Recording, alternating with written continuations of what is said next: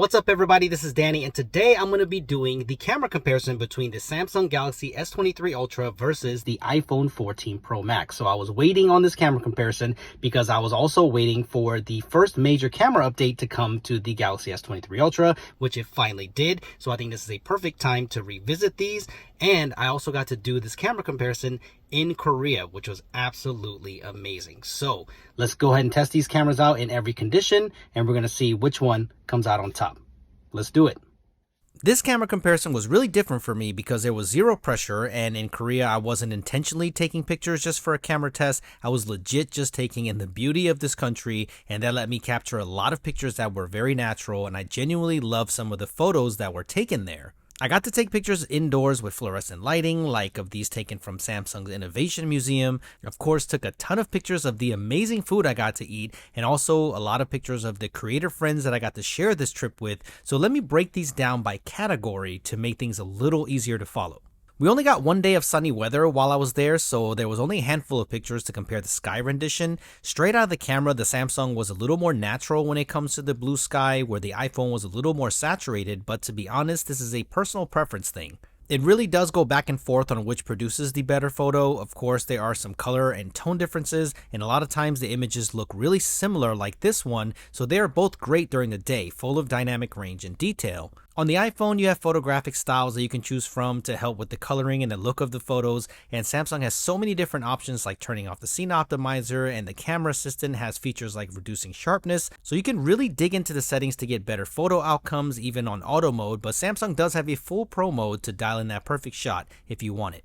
Now, this is not new, but a lot of times the iPhone likes to darken the shadow detail in bright light scenarios like this one where the sunlight is harsh. This ultra wide shot really shows it well. Look at how dark everyone is here, where the S23 Ultra balances the shadow detail much better and exposes the people properly. This ultra wide shot shows the S23 Ultra doing better in controlling that sunlight, so better dynamic range in this scenario, but it does go back and forth when it comes to dynamic range, so you'll have to determine based off your personal preference which processing style that you like better.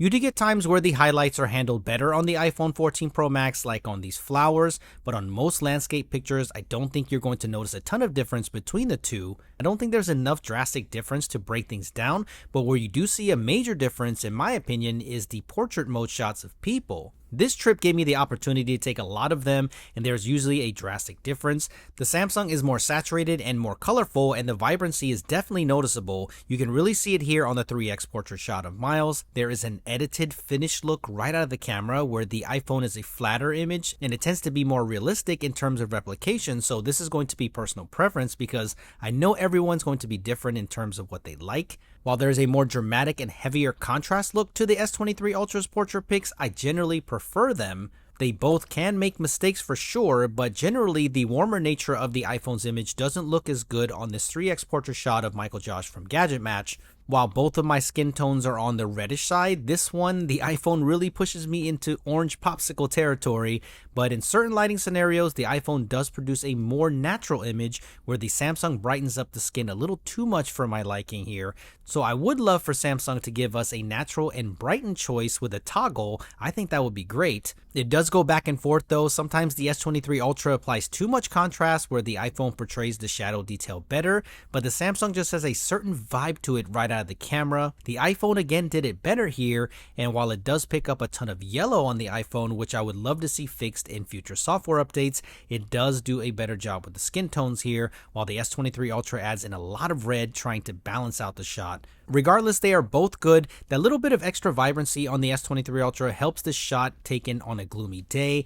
You can see that the iPhone does retain more detail though in the shot. Take a look at the sand here. You can see the difference, and the roll-off is a little more naturally graduated throughout the shot, so I like this one on the iPhone a little bit more. But in this one, the dramatic contrast really makes it look like an edited DSLR-like photo on the S23 Ultra, so I really like it. Now, you may or you may not like it, but there's a sort of softening effect on Samsung's portrait mode photos. When you punch in, you can see that the bricks back here, the iPhone tends to pick up more of the texture of the stone, and you can see what it does to the skin with the brightening, so let me know if you like that or not. They both have different styles clearly, but I think it looks really good straight out of the camera. I don't feel like I really need to edit it at all before sharing it. But if you're looking for a more natural approach, I think you will side with the iPhone, but let me know which one that you think looks better in the comment section below.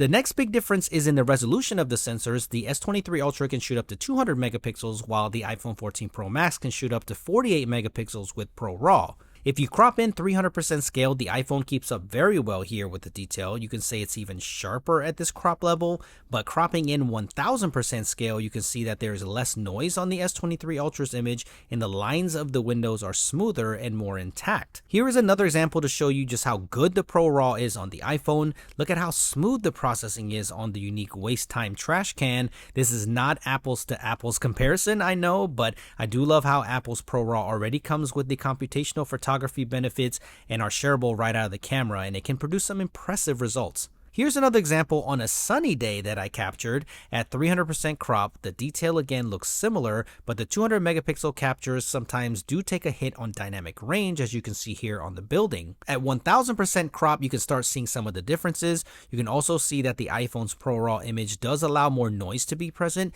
but the interesting thing is look at this portion of the image. The iPhone's looks more detailed, but then when you punch into a ridiculous 1800% scale crop, you can see that the texture is completely preserved on the 200 megapixel image of the S23 Ultra. So that is what you gain from the high resolution sensor, but let's be real, no one's actually doing this. So the more realistic comparison is the zoom capability.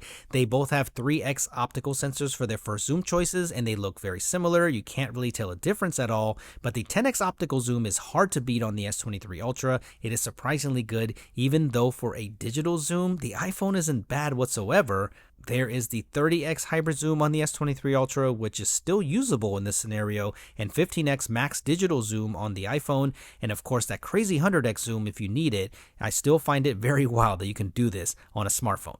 Here's another example starting with the 3x, of course, pretty much the same performance, but check this out. At 10x, I was surprised to see somehow the iPhone came out on top with digital zoom. I've never seen this before, but it must have been a perfect condition for Apple's processing, so that's very impressive. Even the 15x on the iPhone is not bad whatsoever, but the 30x on the S23 Ultra is also surprisingly good here, and here's the 100x zoom just in case you need to see what it looks like. Having this type of consistent zoom in your pocket is one of the major reasons to pick up the S23 Ultra for versatility. The 3x zoom I know is the go-to for most people, but when you need to get more creative or you need to get that shot that you never thought you could get on a smartphone, this is really great. Okay, one more category before I move on to video, and that is food. I love cameras, but I love food more, so it's important to see how these smartphone cameras capture food. By the way, I've never had zero sugar soju before, and this was a very interesting taste, very clean, so let me know if you've ever tried this.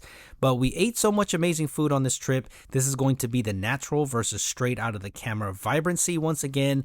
Some of the pictures don't look all that different like this one, but look at this one with the beef. That extra saturation and color really make the food look more appetizing. Now, once again, this is very preference based because some may want to edit their photos with a more flat base, and in this one, I do like the more natural approach of the iPhone better with the color of this beef dish. But on this macro shot of the kimchi, the vibrancy and sharpness really make a difference.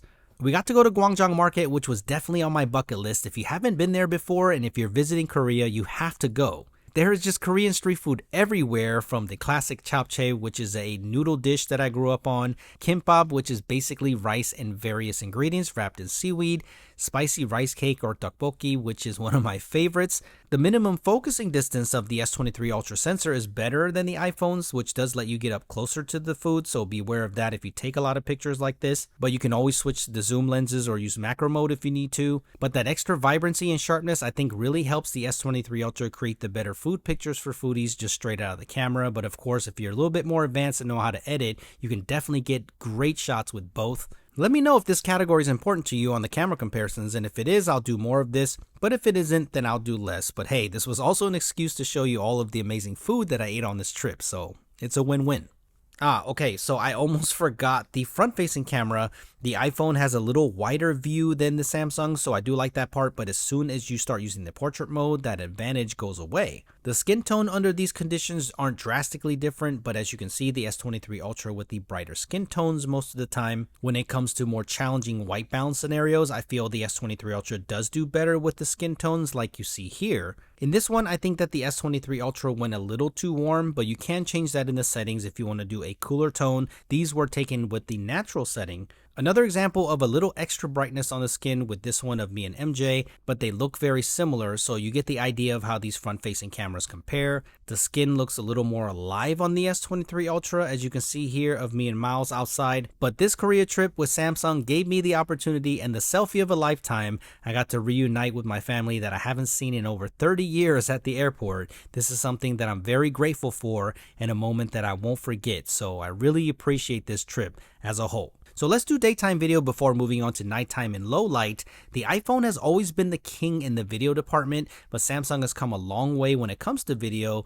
And as you can see here before we got onto the helicopter, the colors on the Samsung are a little more natural due to backing off the contrast some, but let me know which video that you like better in this scenario. The stabilization is so good on both that both of these phones are perfect for content creation, but remember the S23 Ultra does shoot up to 8K video, which the iPhone cannot do, so I'm using 4K 30 frames per second to make this an even comparison. The same characteristics of photography carry over for the most part on video. You will see that the S23 Ultra usually creates a brighter video with more of a shadow boost, where the iPhone does produce more contrast-filled video, which some may prefer. With video, I do prefer a heavier contrasted look, and they are both very close here, which is a good thing to see. The biggest downfall to the iPhone's video is the light reflections. You can see this clearly in this brisk walking shot, so I hope they fix this with the next iPhone. I know it's not just me who notices this, so I think this should be a major priority in the next one. While I do think the Samsung has a more over-sharpened look to the video,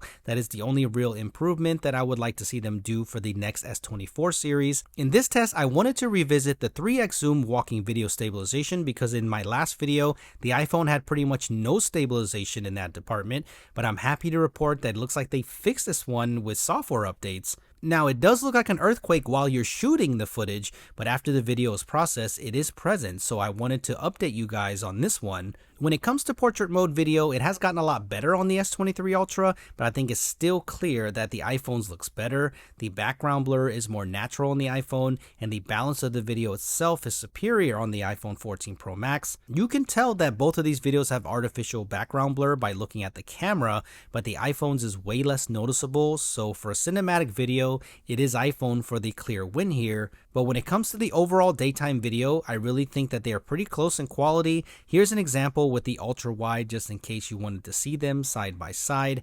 Samsung has really put in work when it comes to daytime video, and as you can clearly see, you will get great quality. Android just needs to work as a whole to get the social media upload quality to match the iPhones. I did notice posting from the S23 Ultra in Korea that the Instagram stories quality had a pretty big difference, but honestly, this is an Android-wide issue, and I hope to see Google really step in to fix this for Android users with social media platforms. While I show you the video zoom test with the 10x optical on the S23 Ultra, which is awesome by the way, I want to test something out. To be able to get more in depth, I'm going to split up the nighttime photos and videos in a separate video, so I'll leave that linked if you want to check that out. I think this is also a little easier to follow since not everyone cares about the daytime, so let me know what you think about this. Depending on your feedback, I will either put everything back in one long form video or split it up. So thank you for watching, thumbs up if you enjoyed this, and I will include a summary as well on the nighttime video. So I'll see you there.